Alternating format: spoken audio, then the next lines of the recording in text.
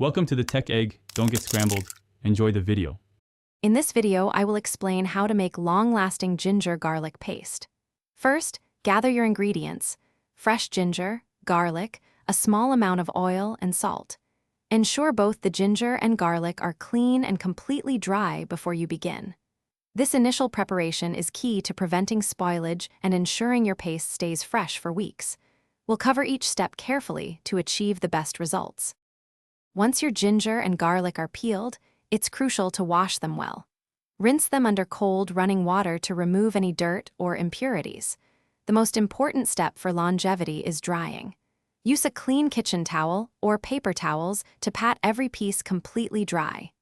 Any residual moisture can lead to mold and significantly reduce the paste's shelf life, so take your time here.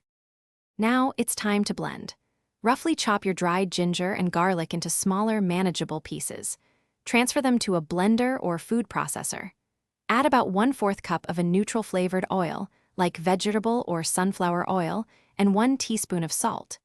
These act as natural preservatives.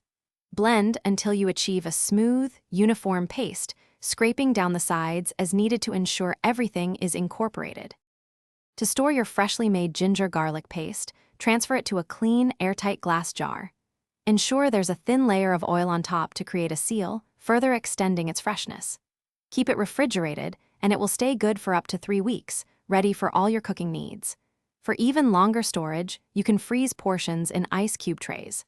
Also, make sure to check the description for a link to these fantastic leak-proof containers and other great deals. Thanks for watching. Consider subscribing if I helped unscramble your problems.